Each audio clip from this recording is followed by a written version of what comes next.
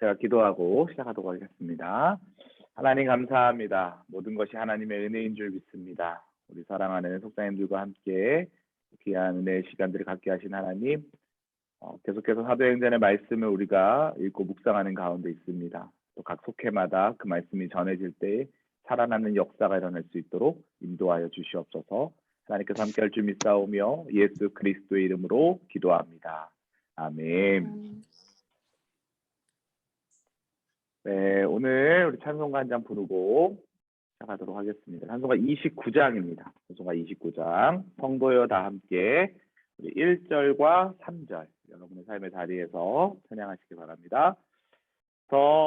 성도여 다 함께 할렐루야 아멘. 주 찬양하여라 할렐루야 아멘. 주 보좌 앞에서 택하신 은혜를 다 찬송하여라 할렐루야 아멘. 주 찬양하여라 할렐루야 아멘. 찬양은 끝없다 할렐루야 아멘.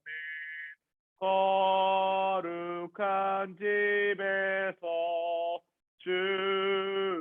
순종기리며 늘 찬송 부르자 할렐루야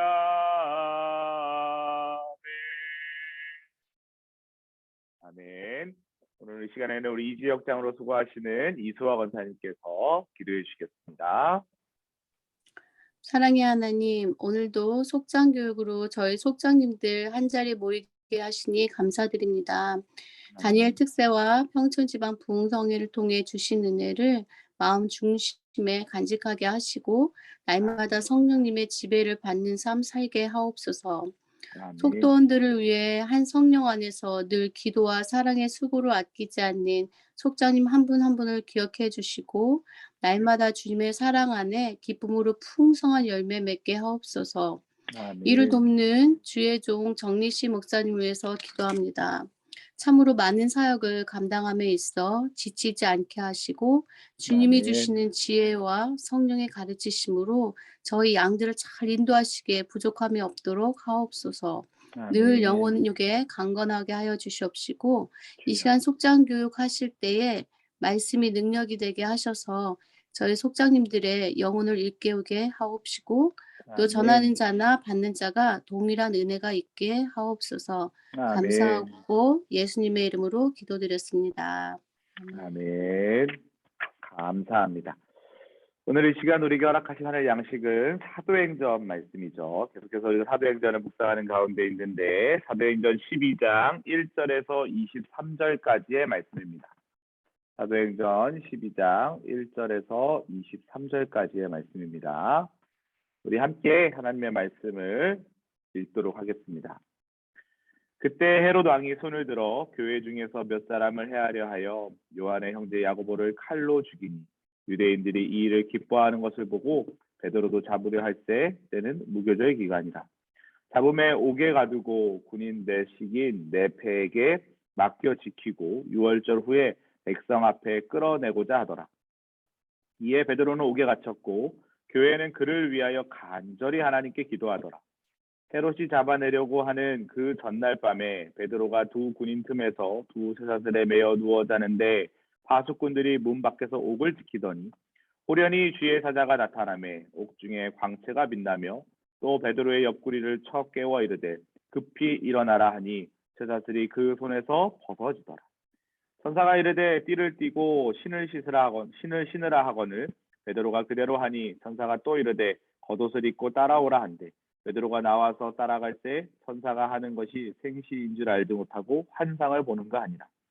이에 첫째와 둘째 파수를 지나 시내로 통한 쇠문에 이르니 문이 저절로 열리는지라. 나와서 한 거리를 지나매 천사가 곧 떠나더라. 이에 베드로가 정신이 들어 이르되 내가 이제야 참으로 주께서 그의 천사를 보내어 나를 헤롯의 손과 유대 백성의 모든 기대에서 벗어나게 하신 줄 알겠노라 하여 깨닫고 마가라는 요한의 어머니 마리아의 집에 가니 여러 사람이 거기에 모여 기도하고 있더라. 베드로가 대문을 두드린데 로데라 하는 여자아이가 영접하러 나왔다가 베드로의 음성인 줄 알고 기뻐하여 문을 미처 열지 못하고 달려 들어가 말하되 베드로가 대문 밖에 섰더라 하니 그들이 말하되 내가 미쳤다 하나 여자아이는 힘써 말하되 참말이라 하니 그들이 말하되 그러면 그의 천사가 하더라. 베드로가 문 두드기를 그치지 아니하니 그들이 문을 열어 베드로를 보고 놀라는지라. 베드로가 그들에게 손짓하여 조용하게 하고 주께서 자기를 이끌어 옥에서 나오게 하던 일을 말하고 또 야고보와 형제들에게 이 말을 전하라 하고 떠나 다른 곳으로 가니라. 날이 새매 군인들은 베드로가 어떻게 되었는지 알지 못하여 적지 않게 소동하니 헤롯이 그를 찾아도 보지 못하매 바수꾼들은 신문하고 죽이라 명하니라. 헤롯이 유대를 떠나 가이사랴로 내려가서 머무니라. 헤롯이 두로와 시돈 사람들을 대단히 노여하니 그들의 지방이 왕국에서 나는 양식을 먹는 까닭에 한 마음으로 그에게 나와 왕의 침소 맡은 신하 블라스도를 설득하여 화목하기를 청한지라. 헤롯이 나를 택하여 왕복을 입고 단상에 앉아 백성에게 연설하니 백성들이 크게 부르되 이것은 신의 소리요 사람의 소리가 아니라 하거늘 헤롯이 영광을 하나님께로 돌리지 아니하므로 주의 사자가 고치니 벌레에게 먹혀 죽으니라. 하나님 벌레에게 먹혀 죽으니라. 아멘. 이는 살아계신 하나님의 말씀입니다. 오늘 이 시간 살아난 베드로와 죽게 된 헤롯이라는 제목으로 하나님의 은혜의 말씀 같이 나누도록 하겠습니다. 오늘 말씀에 보면 성령 강림 후 예루살렘 교회는 헤롯의 잔혹한 박해를 받았다라는 내용이 나옵니다. 오늘 말씀 2절에 보니까 사도 베드로가 죽게 되는 이야기가 나오죠. 여러분 근데 이 사도 베드로의 사도 야고보가 죽게 되는 칼에 맞아 죽게 되는 이야기가 나오는데요. 이 사도 야고보의 순교 사건이 얼마나 중요한 의미를 갖고 있는지 아십니까? 우리가 오늘 사도행전 12장을 읽었는데 사도행전 13장부터 이제 사도 바울이 선교 여행을 시작합니다. 수리아 안디옥 교회에다가 교회가 이제 파송 교회가 되고요. 거기서부터 갈라디아 교회, 또 이제 2차 선교 여행 때는 빌립보 교회, 데살로니가 교회, 고린도 교회가 세워지고 3차 선교 여행 때는 에베소 교회, 또 로마 교회까지 가고 싶다라는 그런 소망을 담은 로마서까지 쓰게 되는 여러 가지 이야기들이 기록이 되죠. 야고보의 순교의 피 위에 하나님의 교회가 확장된다라는 것. 또 한 가지만 살펴보면 사도행전 7장에 가보면 누가 죽어요? 스데반 집사님의 순교 장면이 나오죠. 스데반 집사님의 순교가 허튼 순교가 아니었다라는 것을 8장에 바로 이어서 나오는 이야기가 무엇입니까? 빌립 집사님이 사마리아 교회를 개척한다라는 거예요. 여러분 여기서 우리가 이제 떠올라야 되는 성경 구절이 하나 있는데 사도행전 1장 8절이죠. 성령이 너에게 임하시면 너희가 권능을 받고 예루살렘과 온 유대와 사마리아와 땅끝까지 점차적으로 넓어지는 이 복음의 확장의 파급력을 우리가 볼 수 있는 구절인데 내 증인이 되리라 그렇게 말씀하시지 않습니까? 순교자의 피가 헛된 피가 아니라 그 피 위에 사마리아 교회가 개척이 되고 그 피 위에 이방인 선교가 활로를 열게 되는 놀라운 은혜가 시작된다라는 것입니다. 그래서 세상에 방해가 있어도 복음은 확장되고 하나님의 영광은 더욱 빛이 난다라는 그 이후의 사건들을 우리가 알 수 있다라는 것이죠. 그러면 하나님의 영광은 언제 나타나느냐? 첫 번째로 함께 기도할 때 나타난다라는 거예요. 오늘 야고보의 처형 사건으로 오늘 이야기가 시작이 되는데 여러분 이 야고보로 한번 생각해 보세요. 제가 좀 전에도 스데반을 언급했지만 스데반은 헬라인이고요. 7 집사 중에 한 사람이었습니다. 어떻게 보면 평범한 사람이에요. 그 평범한 사람과 야고보 사도를 비교할래야 비교할 수가 없습니다. 야고보가 누굽니까? 여러분 겟세마네 기도 기억하시죠? 베드로, 요한, 야고보 세 사람만 예수님이 데리고 가시잖아요.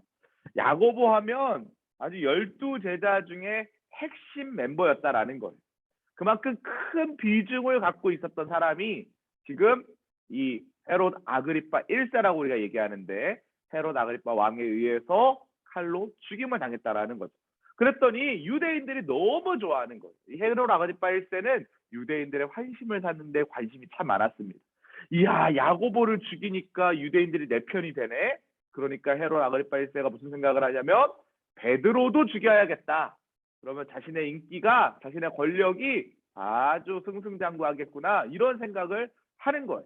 그래서 유대인들을 죽여서 자신의 힘을 과시하려고 베드로도 지금 잡아 죽이려고 했는데 절기가 무교절이에요. 많은 유대인들이 이제 예루살렘으로 모여 있는, 성전에서 예배하기 위해 모여 있는, 그렇기 때문에 혹시라도 밀란이 일어날까봐 염려해서 요 시기를 좀 지나고 좀 수그러들면 내가 이 베드로를 처형해야지 해서 지금 베드로가 옥에 갇혀 있는 상황 가운데 있다라는 것입니다. 이러한 상황 가운데 이 초대교회, 예루살렘 교회의 지도자였던 야고보가 순교를 했고 베드로도 옥에 갇히니까 성도들이 뭘 했겠어요? 모여서 열심으로 기도를 하고 있는 장면이 나타나고 있다라는 것입니다. 그때 베드로가 천사의 도움으로 인하여서 감옥을 탈출하게 되는 이야기가 오늘 본문 상반부에 나오죠. 함께 기도했던 성도들의 응답이었다라는 거예요. 5절에 보니까 이에 베드로는 옥에 갇혔고 교회는 그를 위하여 간절히 하나님께 기도하더라 이렇게 되어 있어요. 성도들이 열심으로 마음을 다해 기도할 때 하나님께서 응답하셨다라는 거예요.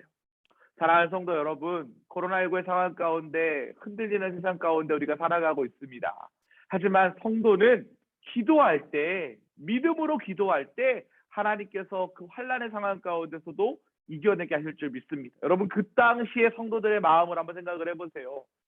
가장 유력한 지도자였던 야고보가 칼에 맞아 죽었어요. 그리고 베드로가 또 죽음 당할 수밖에 없는 그런 위기의 상황 가운데 놓여 있습니다. 그때 그들은 도망가지 않았어요. 그때 그들은 부절되지 않았어요. 그때 그들은 한 곳에 모여서 하나님께 기도했다라는 것입니다. 위기를 돌파할 수 있는 능력이 무엇입니까? 함께 모여 기도하는 거예요. 속회원들 중에 어려움에 봉착해 있는 성도들이 있습니까? 속회원들과 함께 그 기도 제목을 나누고 기도하시기 바랍니다. 교회를 위해 기도하십시오. 나라를 위해 기도하십시오. 우리가 기도할 때 하나님께서 응답하신다라는 거예요. 교회가 일치된 마음으로 하나님께 구할 때 하나님은 그 기도에 응답하신다라는 것이죠. 둘째로 하나님의 영광은 언제 나타나느냐? 주의 은혜를 고백할 때 나타난다라는 거예요. 오늘 성경에 기록된 베드로가 감옥에서 탈출한 이 이야기는요, 정말 드라마틱합니다. 오늘 본문에 보니까요, 이 지금 4절에 보니까 옥에 가두어 군인 내식인 4패에 맡겨 지키고 이렇게 되어 있어요. 4명이 한 패라는 거예요. 그러니까 4명이 한 개의 조를 이루고 있다라는 거예요. 그리고 그 한 개의 조가 4패라고 되어 있습니다. 그러니까 이 말은 이 베드로가 도망갈 수 있는 상황이 전혀 안 됐다라는 거예요. 그만큼 지금 헤롯 아그리파 1세가 베드로를 반드시 잡아 죽이겠다라는 결의가 나타나 있는 그런 표현입니다. 옥문도 지키고 있고요. 또 쇠사슬에 묶여 있어요. 빈틈없이 베드로를 감시하고 있다라는 거죠. 근데 주의 천사가 환한 빛을 비추면서 등장할 때 손목에 묶여있던 쇠사슬이 풀어집니다. 또 2개의 초소에 있던 것들이 다 어떻게 됩니까? 문이 열리게 되는 거예요. 그러면서 베드로가 탈출을 하게 된다라는 것이죠. 그리고 베드로가 이제 이들이 기도하고 기도처소에 갔는데 여러분 여기서 이제 놀라운 진리가 하나 나오죠. 믿음을 가지고 기도를 열심히 했어요. 뭘 위해서요? 베드로를 탈출해 주십시오. 베드로를 살려주십시오. 성도들이 그렇게 열심히 기도를 했다라는 거예요. 근데 베드로가 직접 나타났어요. 로데라고 하는 하인이 문을 열었습니다. 베드로를 봤어요. 깜짝 놀랐겠죠. 베드로가 살아나왔습니다. 여러분 나와보세요. 근데 사람들이 뭐라고 얘기해요? 야, 너 미쳤냐? 베드로가 지금 감옥에 있는데 어떻게 살아나와? 이게 우리의 모습이라는 거예요. 우리가 열심히 기도하죠. 하나님 앞에 이 문제를 해결해달라고 기도하는데 믿음 없이 기도하는 경우들이 있다라는 거예요. 해결되었음에도 불구하고 그 상황을 인지하지 못하는 우리의 연약한 모습을 그 당시 사람들도 가지고 있었다라는 거죠. 그들이 직접 나와서 베드로를 눈으로 보았을 때 옳다구나, 하나님께서 우리의 기도에 응답하셨구나라는 믿음의 삶으로 나아갈 수 있다라는 것입니다. 기적을 행하면서까지 자신을 구해주신 하나님을 체험했어요. 베드로는 그럼 그 이후에 어떻게 해야 될까요? 나중에 베드로 전후서를 보면 지금 이제 AD 한 30년 중후반이라고 생각을 하면 AD 60년 때까지 베드로가 66년, 67년경에 순교했다고 생각을 하는데 한 30여 년을 이방 땅에도 가서 복음을 전하고 유대인에게도 복음을 전하고 하나님의 복음을 전하는 일에 마음을 쏟았다라는 것을 알 수 있습니다. 그리고 베드로도 순교했다라는 것을 우리는 베드로 후서의 이야기를 통해 볼 수 있죠. 이방 세계까지 복음을 전하면서 하나님의 영광을 돌려드리기 위해 부단히 노력했다라는 것. 하나님께서 나를 살려줬다라는 기적을 경험했을 때 하나님의 사랑을 전하는 복음 전파자가 되었다라는 것입니다. 마지막 세 번째로 하나님의 영광은 언제 나타나느냐? 교만한 자를 심판할 때 하나님의 영광이 나타난다라는 거예요. 오늘 본문에 이 야고보를 칼로 죽이고 베드로를 투옥시킨 장본이 누굽니까? 헤롯 아그리빠라는 왕입니다. 헤롯 아그리빠가 1세가 있고 2세가 있어요. 지금 나오는 사람은 헤롯 아그리빠 1세입니다. 약한 자를 무시했어요. 자신은 화려하게 살았어요. 궁궐에서 또 오늘도 마지막에 보니까 헤롯이 두루와 시론 사람들을 대단히 노여워하니 그들의 지방의 왕국에 사는 양식을 먹는 까닭에 한 마음으로 그에게 나와 왕의 침소 맡은 사람 블라스도를 설득하여 화목하기를 청하니라. 음식 먹을 게 없는데 자신은 잘 먹고 있으면서 그들을 거부했다라는 거예요. 그리고 그는 왕복을 입고 단상에 앉아서 외칩니다. 자신이 신이 된 것처럼 그렇게 자신은 화려하게 살면서 약자들은 돌보지 않는 그런 모습을 보여주고 있다라는 것이죠. 이런 헤롯 아그리빠의 마지막이 어떻습니까? 아주 비참하죠.